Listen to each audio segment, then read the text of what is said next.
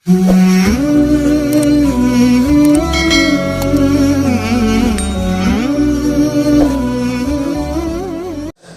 seorang laki-laki yang rambutnya kusut, aghbar, berdebu. Kenapa rambutnya kusut? Dia takut menyisir rambutnya, kalau sampai rambutnya gugur, dia akan membayar dam, membayar denda, membayar fidyah. Aghbar, berdebu. Mengapa rambutnya berdebu? Karena dia takut mandi. Kalau sampai dia mandi lalu rambutnya gugur, dia juga akan dikenakan dam, denda. Yamuddu yadayhi ilas sama, dengan rambut yang kusut dan berdebu itu dia angkat tangannya ke arah langit. Bukan karena Allah di langit, tapi karena langit itu adalah qiblatud doa, kiblat salat. Fawalli wajhaka syatral masjidil haram, hadapkan wajahmu ke Masjidil Haram. Bukan Allah bertempat di dalam Ka'bah, tapi karena itu kiblat salat.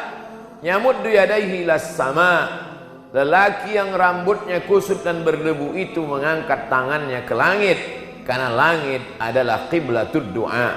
Begitu kata Imam Ibnu Hajar Al-Haytami dalam kitab Al-Fathul Mubin bisyarhil arba'in.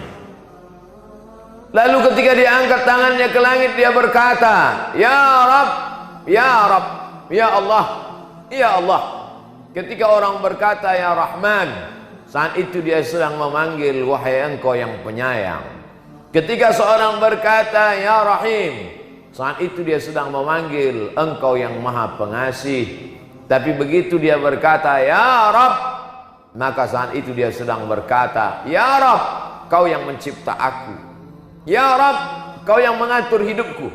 Ya Rabb, kau yang memberi aku rezeki. Rambutnya kusut, berdebu, tangannya dia tengadahkan ke langit, mulutnya berkata Ya Rabb, Ya Rabb, tapi doanya tidak dikabulkan Allah. Apalagi yang kurang?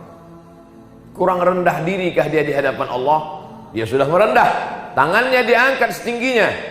Kurang rendah dirikah dia di hadapan Allah? Dia sudah merendahkan diri dan jiwanya, sampai-sampai dia takut rambutnya gugur. Lalu kenapa doanya tidak dikabulkan Allah? Ternyata sebabnya kata Nabi Muhammad SAW, mat'amuhu haram, makanannya haram. Masrabuhu haram, minumannya haram. Malbasuhu haram, pakaiannya haram. Wa ghudhiya bil haram, dan dia diberi makan haram, dan dia memberi makan haram. 4 sebab doa tak diperkenankan, tak dikabulkan Allah. Dan kita sampai hari ini alhamdulillah tidak memakan makanan haram. Jadi khutbah Jumat ini ingin menyampaikan pesan laki-laki yang baligh berakal, tidak dalam keadaan sakit, dalam keadaan normal, maka telinganya wajib mendengar sekali pesan khatib. Ittaqullah, takutlah kepada Allah Subhanahu wa taala. Ayyuma lahmin, setiap daging di badan, nabata min haramin, kalau dia tumbuh dari yang haram, fannaru aulabi, tempatnya lah neraka jahanam. Mengapa Allah ciptakan hewan-hewan yang haram? Kalau memang itu haram, kenapa diciptakan Allah? Ujian. Diciptakannya makhluk yang haram itu sebagai ujian. Ahasiban nasu ayyutsraku ayyaqulu amanna wa hum la yuftanun? Apakah manusia itu dibiarkan begitu saja berkata kami beriman, kami percaya kepada Allah, kami percaya kepada Rasulullah sallallahu alaihi wasallam, wa hum la yuftanun, padahal mereka belum diuji. Ujian bukan hanya kebakaran, ujian bukan hanya pandemi corona, ujian bukan hanya sakit, ujian bukan hanya demam, ujian bukan hanya rugi. Di antara ujian, sanggupkah diri menahan dari yang haram? Masalah haram ini terbagi 2. Pertama, bendanya haram. Hurriman alaikumul maitatu, diharamkan bagi kamu makan bangkai. Waddamu, darah. Walahmul khinzir, daging babi. Wal munkhaniqatu, binatang yang tercekik. Wal mauqudhatu wal mutaraddiyatu wan natihatu, binatang yang terjepit, binatang yang tertanduk, binatang yang terpukul. Wa ma akalas sab'u, binatang yang diterkam binatang buas belum sempat disembelih. Wa ma dzubiha 'alan nusub, binatang yang disembelih sebagai sajian berhala, sebagai pemberian kepada hantu setan jembalang tanah. Wa ma uhilla bihi li ghairillah, binatang yang disembelih bukan atas nama Allah, maka sembelih dia dengan nama Allah. Bismillah, dengan nama Allah, maka binatang itu pun menjadi halal karena dia memang binatang halal. Tapi ada binatang itu halal disembelih dengan cara yang halal, darahnya sudah tumpah habis karena di dalam darah itulah bakteri, dicuci bersih, setelah itu disembelih dengan cara yang bersih, dicuci dengan cara yang bersih, dimasak dengan cara yang bersih, tapi dia tetap haram, bukan karena darahnya, bukan karena dagingnya, tapi karena diperoleh dengan cara yang haram. Dalam Islam, kenapa kau dapatkan ini? Karena hadiah, halal. Kenapa kau dapatkan ini? Karena upah hasil kerja, halal. Kenapa kau dapatkan ini? Karena hasil dari bekerja pagi sampai petang malam, halal. Tapi ada cara-cara yang diharamkan Allah Subhanahu wa ta'ala. Kita dapat, kita peroleh, kita kaya, bukan karena ridho Allah. Dan itu juga bagian dari ujian. Banyak orang yang sabar ketika diuji sakit. Mana buktinya?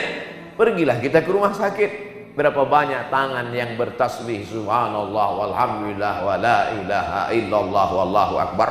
Itu maknanya orang diuji dengan sakit, sabar. Berapa banyak orang yang sabar diuji dengan pandemi corona. Apa buktinya? Orang sabar memakai masker, orang sabar tidak keluar rumah, orang sabar ikut protokol kesehatan. Dan bagi yang sudah terkena penyakit, sabar dia dalam rumah sakit 14 hari lamanya dia sabar. Itu menunjukkan orang sabar karena pandemi. Tapi tak banyak yang sabar ketika diuji, melihat peluang mendapatkan suatu nikmat dunia, padahal sesungguhnya dia hanyalah segumpal neraka jahanam. Oleh sebab itu sabar yang paling tinggi bukan sabar ketika sakit, bukan sabar ketika mati, bukan sabar ketika musibah. Sabar ketika gempa bumi, sabar ketika gunung meletus, sabar ketika tsunami. Itu sabar level paling bawah. Sabar yang paling tinggi adalah sabar menjauhkan diri dari yang haram, padahal peluangnya ada, kesempatannya ada. Kenapa tidak kau makan? Kenapa tidak kau ambil? Kenapa tidak kau manfaatkan? Jawabannya, inni akhafullah, aku takut kepada Allah Subhanahu wa ta'ala. Itulah orang puncak kesabaran. Makanya dikatakan dalam Al-Quran, innallaha ma'as sabirin, Allah bersama dengan orang yang sabar. Sabar yang bagaimana? Dia merasa bersama dengan Allah. Kalau aku ambil, aku makan, aku berikan ke anak istriku, aku belikan ke rumah kendaraanku, tidak ada yang tahu. Innallaha ma'as sabirin, tapi Allah bersama aku. Disitulah makna percaya kepada yang gaib. Malaikat yang mencatat, inna alaikum lahafizin kiraman katibin. Malaikatnya tidak kelihatan. Iqra kitabak kafa binafsika al-yawma alaika hasiba. Buku catatan amalnya juga tidak kelihatan. Malaikat mungkar nakir yang akan menanya di alam kubur juga tidak kelihatan. Ruh yang bersemayam dalam jasad yang akan bertanggung jawab di hadapan Allah juga tidak kelihatan. Surga dan neraka juga tidak tampak di kelopak mata. Puncak dari beriman kepada yang gaib adalah Allah. Mana Allah itu? Hari ini belum pernah ada orang menantang khatib bertanya, mana Allah itu? Tapi pada zaman Nabi Musa dulu, apa kata mereka? Ya Musa, wahai Musa, ij'al lana ilahan kama lahum alihah. Buatkan kami Tuhan yang bisa dilihat mata, sebagaimana mereka punya Tuhan dalam bentuk patung dan berhala. Bahkan lebih tegas dari itu, Bani Israel menantang, arinallaha jahrah, tunjukkan kepada kami Tuhan jahrah, secara nyata. Ma khatara bi balik, fallahu laisa kadzalik. Apa yang terlintas di hatimu, maka Allah tidak seperti itu. Kau pejamkan matamu, nampak hitam putih merah, nampak bayang-bayang, itukah Allah? Walam yakul lahu kufuwan ahad. Dia tak setara dengan apapun. Tiba-tiba di suatu malam datang berbisik ke telingamu, akulah Tuhan, itukah Allah? Laisa kamitslihi syai'un. tak ada yang serupa dengan dia, tapi dia ada, bisa dirasakan oleh hati yang tulus ikhlas. Ketika kita sedang puasa Senin Kamis, masuk ke dalam kamar mandi, air baknya penuh, tidak ada yang melihat, kamera CCTV tidak ada satupun yang tahu kalau kita minum. Mengapa kita tidak minum? Allah, saat itu kita sedang yakin ada Allah, dirasakan dengan amal soleh. Kita angkat takbiratul ihram, Allahu Akbar, di dalam kamar, tertutup, terkunci, tidak ada satu manusia pun, tapi kita tidak mau bergerak lebih dari 3 kali. Mengapa tidak mau? Allah, saat itu kita sedang merasakan keberadaan Allah. Hadirkan Allah dalam hati dengan salat sunnah, kuatkan iman dengan senantiasa puasa sunnah.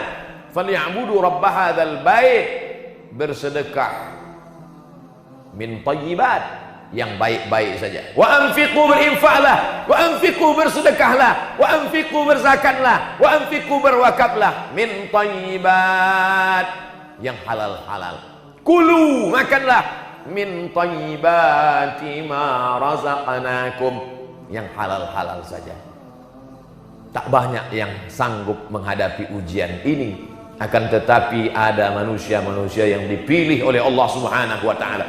Bagaimana kalau sempat termakan? Bagaimana kalau sempat terambil? Sesungguhnya beberapa ujian dalam hidup kita adalah karena Allah sayang kepada kita. Dia ingin yang haram-haram itu lepas, dia ingin yang haram-haram itu hilang. Ada orang yang selama ini badannya tetap sehat, hidupnya tetap tenang, jabatannya tetap tinggi, tak ada hal yang dimakannya haram. Di mana Tuhan? Kenapa tidak adil? Kenapa saya yang baru sholat langsung sakit? Kenapa yang baru taubat langsung kehilangan? Kenapa langsung? Kenapa begini? Kenapa begitu? Allah Ta'ala memberikan jawaban dalam Al-Quran. Ada manusia-manusia yang kelihatannya dalam nikmat, wa umli lahum, kuulur untuk mereka, kuulur umurnya panjang, kuulur rezekinya banyak, kuulur badannya sehat, kuulur jabatannya tinggi. Inna kaidi matin, itu tipu dayaku. Yukhadi'un Allah, mereka menyangka sedang menipu Allah, wa huwa khadi'uhum, padahal Allah sedang menipu mereka. Mereka sedang menipu Allah. Lihatlah Allah tak tahu, lihatlah Allah tidak sadar bahwa aku sudah berbuat dosa. Maka sesungguhnya mereka sedang menipu diri mereka sendiri. Apa kata Allah? Apa kata Rasulullah? Innallaha la yumli lidh-dhalim. Allah mengulur orang-orang yang zalim itu dengan banyak kenikmatan. Hatta idza akhadhahu lam yuflithu, sehingga ketika Allah menjatuhkan azab tak tersisa sedikit pun. Maka kalau masih ada ujian diberikan Allah, sesungguhnya Allah sayang dengan kita supaya kita segera bertaubat kepada Allah Subhanahu wa taala. Yang tidak mau bertaubat, isma syi'ta, hidup sesuka hatimu. Hiduplah dengan cara Fir'aun, hiduplah dengan cara Qarun, hiduplah dengan cara setan. Fa innaka mayyit, tapi ingat, kau akan mati. Sekaya apapun kau akan mati, sehebat apapun kau akan mati, dan kan akan minta pertanggungjawaban di hadapan Allah Subhanahu wa taala. Barakallahu li wa lakum fil Qur'anil azim, wa nafa'ani wa iyyakum bima fihi minal ayati wadh-dhikril hakim, wa taqabbala minni wa minkum tilawatahu innahu huwal ghafurur rahim.